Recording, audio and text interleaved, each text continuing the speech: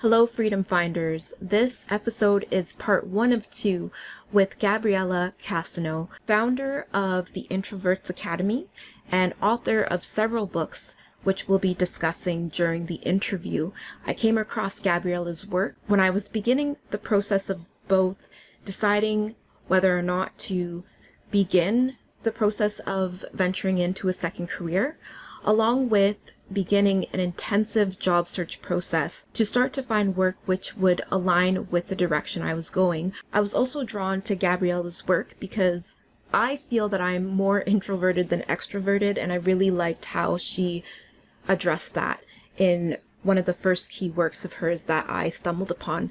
So really looking forward to you hearing this episode and this interview, and please definitely feel free to reach out to Gabriella and check out her work if what we discuss resonates with you.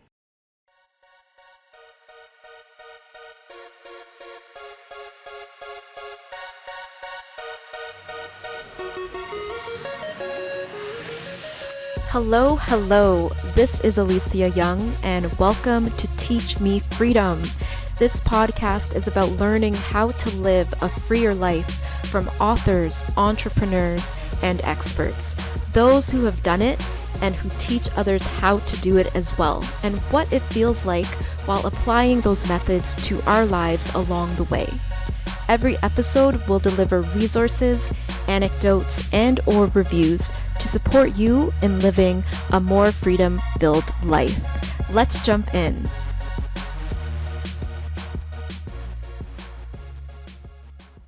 Please note the video version of this episode is available on YouTube at Teach Me Freedom. The link is also mentioned in the show notes. Enjoy. Freedom Finders, please meet Gabriella. Gabriella, welcome to the show. We are so excited to have you here to talk to you more about your books, The Key Factor, Understanding the Employer's Perspective on Hiring, and Introverts, Leverage Your Strengths for an Effective Job Search. And you were the author of many more titles, best-selling author, but these are the books that really brought me into your world and the topic that we're discussing, job searching, career, and then expanding from there. So please, Gabriella, introduce yourself and tell us more about your books and why you wanted to share them with us. First of all, thanks for having me in this interview. My pleasure. I'm Gabriella Cashinano, and I've done a lot throughout my professional path. I'm a professional coach. These days, I'm more into professional coaching and writing books, and I'm the founder of Introverts Academy. I'm doing a lot of work helping people understand their own strengths and how to leverage more their strengths to build meaningful careers or professional paths, even if they want to go into entrepreneurship. And why I want to bring these books to the world, it's mainly because I have 10 years experience in applying coaching to employment and career counseling. It's kind of a different approach from what you normally get into a job search book or a career book. We come from the concepts and techniques from coaching into this field, and I help people open their mind. I give them different techniques, different exercises they can go through to self-discover more about who they are and what they want and how they can use their strengths in whatever they want to build in their life and their careers. So I started with the first book, Introverts, Leverage Your Strengths for an Effective Job Search, which is a big book, 300 pages. Yes. And then I realized, talking to people, that I didn't talk too much about the employer perspective, because a lot of people who are looking for jobs or building careers, they just look from their own perspective. Yeah. And when you start looking from the other perspective, you can meet them in the middle. So you can be more successful in your effort to find a job or to build a career, the meaningful careers that you want. So these are mainly the reasons I can think of right now after I wrote the books. But there is an interesting story how I ended up writing the first book. I was going through a burnout because I was doing a lot of workshops, daily workshops, and I'm an introvert, and they took a lot of energy from me. They were for people looking for jobs and building careers. And at one point, I got burnout. I couldn't speak for 4 months. And I asked myself, what can I do during that time or maybe if I can speak anymore, what will I do the rest of my life? And that specific thought came to write this book, Introverts Leverage Your Strengths for an Effective Job Search. And at that point, I realized that it really makes sense because I had the experience, but also I went through different careers like engineering, IT, quality assurance, business, entrepreneurship, even art. So I have a lot to combine as information and experience, and even a lot of true stories I put in those books, so to help people understand how to use these strategies and techniques in their own life, kind of apply to themselves, customized to who they are and their own situation. So that's the real story why I start writing books. Yes. So it sounds like you turned a kind of unexpected life event into a way to still share your experience and share your expertise and still connect with people on a very grand scale. Because I imagine with doing workshops, you're able to talk to the people who are attending the workshops, but then it's like, what about worldwide? Like some of those people would not be able to attend the workshops and get to hear from you and get to talk to you and just hear your wisdom and gain that advice from you. So it's amazing that you took that opportunity and had that desire to still figure out how can you make a contribution even though you couldn't do it in a directly vocal manner. And I realized all of that you said, it's true, exactly. But I realized it only after I've got the thought and I started writing the book. It's like the universe sent me a way to reach out more people.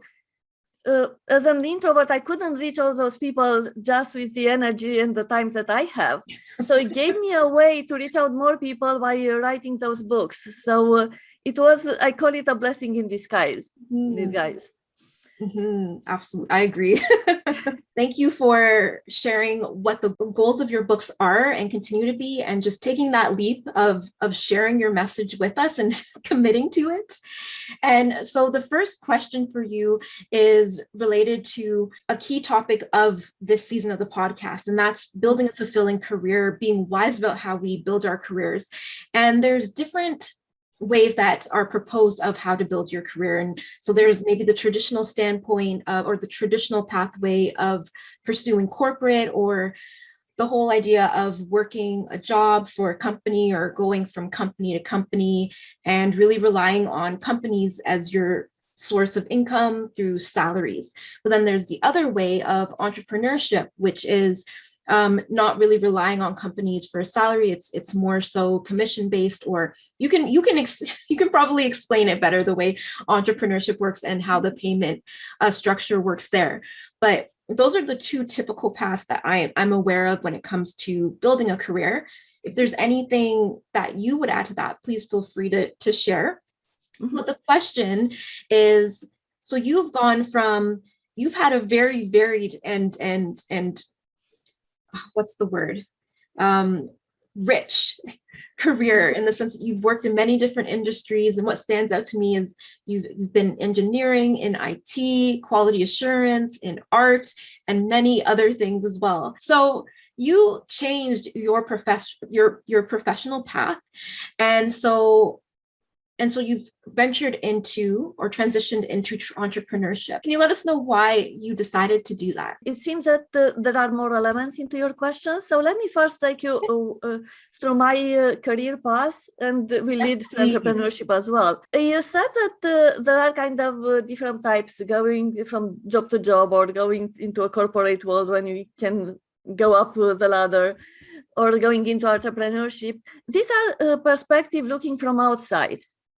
But when you look from inside, from who you really are, you better focus on what brings you satisfaction.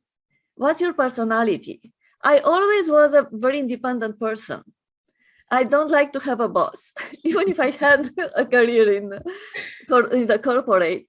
But when you start looking into who I really am, what really resonates with me, what are the characteristics of the career of my dreams or the professional path of my dreams, you start creating a list of things and start looking for opportunities where you can use more and more what you have on your list. So I started in engineering because even before engineering, as an introvert, I'm very connected with my intuition, and self-reflection comes very easy to me, but my mom taught me to be very good at math and physics because she was very good at it.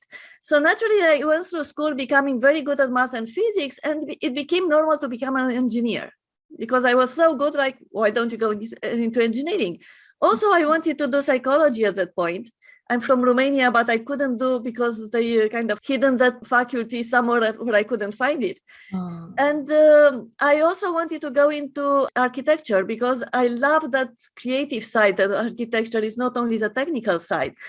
So my parents didn't allow me to go into architecture. So based on the conditions, I went into engineering. And I stayed in engineering for 18 years, but I moved from one department to another, from one company to another, just to find something that I like. It was more about the satisfaction, and I didn't get satisfaction while I was in that technical field. And that's dissatisfaction grew into frustration, and I'm like, what can I do? What courses can I take? What's the economy needs? So I was looking outside. Mm-hmm. So I was in that at that point when I moved to Canada. I immigrated to Canada, and here I went through a job search workshop, and the facilitator gave us a list of skills. And he asked, how many of these skills would you like to use in the career of your dreams? Hmm. So I went through the list, I checked. And the next question was really an aha for me, kind of heads up of what can I do?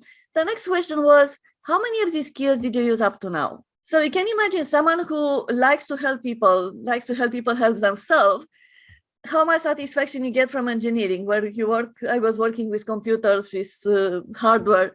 So that was a moment when I realized that I have to go inside. The self-reflection process, start creating my own list of things that I want in the career, in the professional path that I want to work on.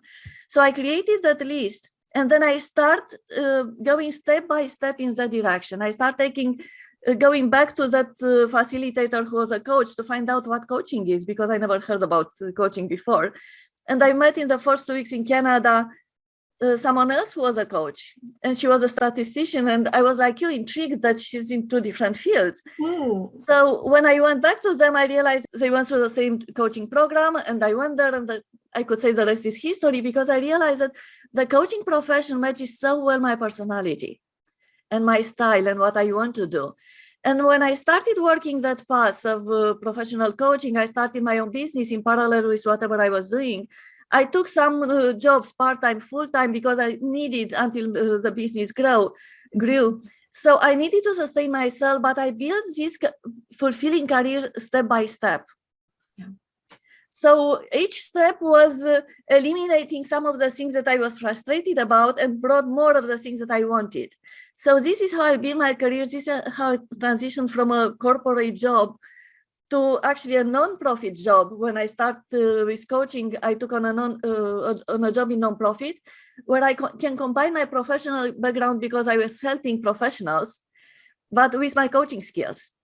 Mm-hmm. So that was kind of the transition between technical and coaching. And then I start looking into, I cannot help too many people just by matching them with mentors, because I was hired to start a mentoring program.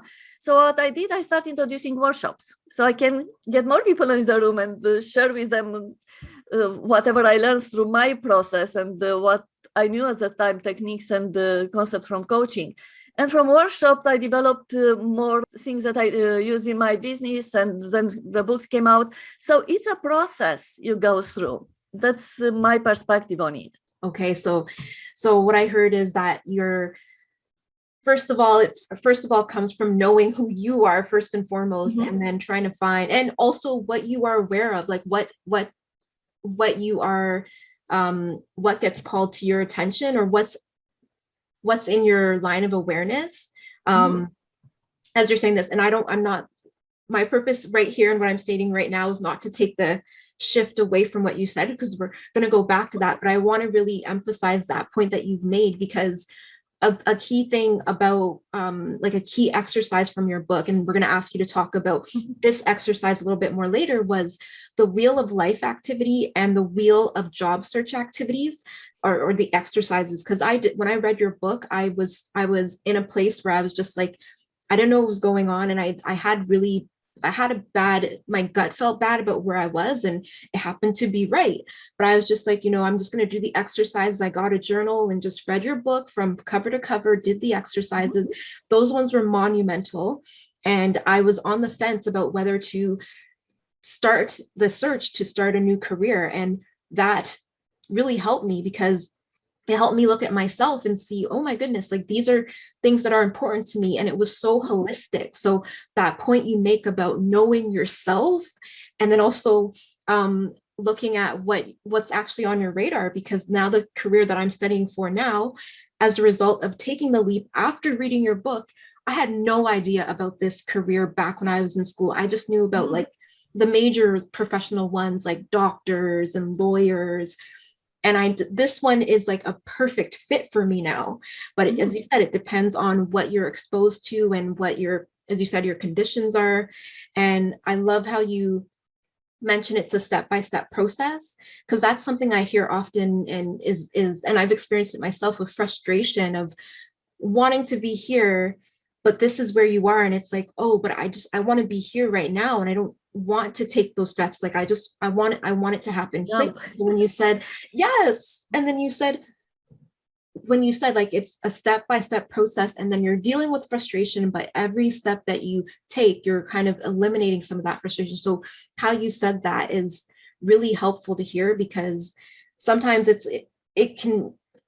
I know I can feel like giving up sometimes of things I'm working on, because I'm just like, I'm not seeing results right away, or it just can feel overwhelming with other things, or the things that need to be done to, as you said, to sustain. So yes, just wanted to really emphasize feeling what you've said, and just feeling very encouraged by it. And it's so cool to hear about what your experience was, and so encouraged by the fact that even though you studied these intensive forms of studying, that you were willing to let go of them, but you still pulled elements from that and use that with who you're working with, but you're still pulling in your passions as well, and what you're naturally good at too.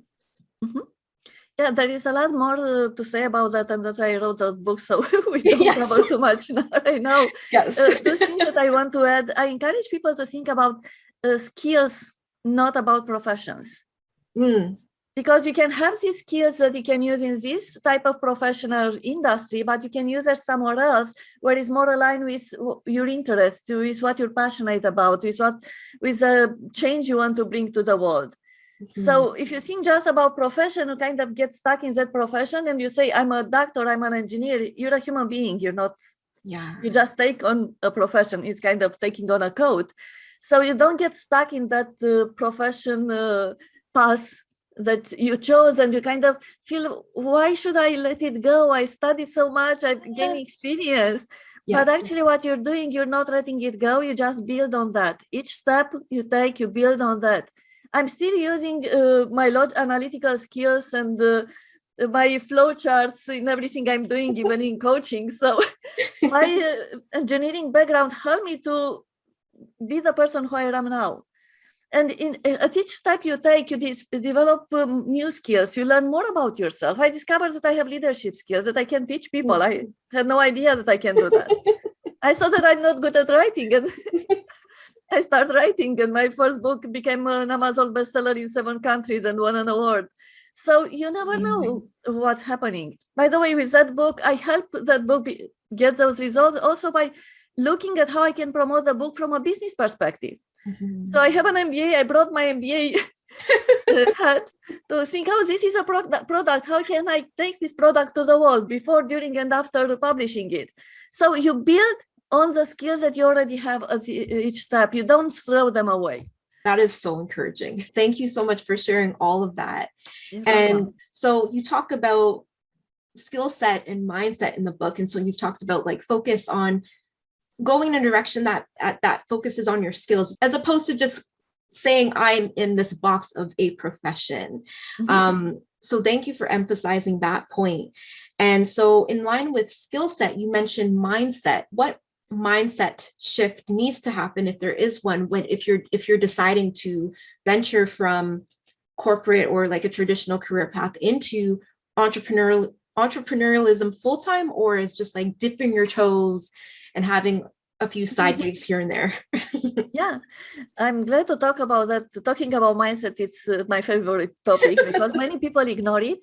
Mindset is more about how you think, your attitudes, your beliefs, and some of the beliefs that you build to the point where you get that, let's say, corporate job might not serve you when you are an entrepreneur. For example, you're going to work, you're doing whatever you need to do, and in 2 weeks, every 2 weeks, you get the paycheck. But when you're an entrepreneur, money won't come this way. You have to do things in a certain way to convince people, to have to build credibility, trust, increase your visibility so people can come to check out what you have to offer. And if they like it, they will buy it. And you need to do a lot of work. So entrepreneurial is more than just it's accumulation of careers. Because as an entrepreneur, you have to have the vision. You have to be a visionary. What do you want to do with that business that you want to start? You have to learn how to deal with money, the accountability, accounting part. You have to manage all the tasks. You have to, especially at the beginning when you don't have people helping you, you have to create the products and services and deliver them. So you're kind of the technical person. You also need that marketing hat. You have to promote everything. So you wear those many hats that you don't need to wear when you are just an employee. You're just going to job, you do your task and come back home and you're okay. You go tomorrow and after tomorrow. And also you look at time in a totally different way. Since I've got on the entrepreneurial path, I get a lot of people saying, hey, would you like to help me with this and with that? And they don't understand that you don't have much time because you need to put much more time in your business to start growing, taking it from zero to somewhere. And you cannot spend time with the friends that you have before. You cannot spend the same amount of time. You cannot do the same things that you did before, like watching TV every evening. Because you might want to work a lot during the day, you might want to take a break, but you might not do things that don't add to what you're doing. So you're looking at time in a totally different way. You look at your energy, how you use your energy in a totally different way. You look at relationships in a totally different way, because you look at how you can build relationships that can help you move forward. Mm-hmm. Instead of just staying with those. And there is a new book from Immigrant Writers Association called Moving Forward. And I have a chapter in that book. And I'm talking exactly about the challenging when you want to do a big change, like from being an employee to being an entrepreneur, or shifting careers from, let's say, engineering to coaching. Mm-hmm. The people who already know you, they know for what you built so far. And you want to go into a totally new direction. Some people might not understand why. Some people might not agree. Very few people that you know will accept it, and even fewer will help you. So you have to be ready to go through that process. And you have to be so committed to what you want to do that you can navigate that world where the people you relied on before, you cannot rely anymore. You have to build new relationship. You have to find new people who are going in similar direction like you, who have the same mindset that you want to build for your entrepreneurial journey, for your business. So you start connecting more with those kind of people, and you don't have much time for the rest of them. And you don't have time for negativity because you already deal with a lot of negative thoughts in your mind. Am I in the right direction? Why it goes in this direction when the other one was safe and warm, And there is the imposter syndrome. Why should I go there because I'm not good? And so you deal with a lot of inner stuff yourself. You don't want negativity around you. So how do you deal with those things when you go on the entrepreneurial path? And also how you deal with failure. Because you don't have much failure when you just doing almost the same thing in your job. But when you're going on an entrepreneurial path, you might start with a product or service. It might not work. You might need to restructure it, repackage it, think of something else. You need to adjust. You need to adapt to change very fast. You need to be very resilient. And even if you're not that way, you can build that if you really want to.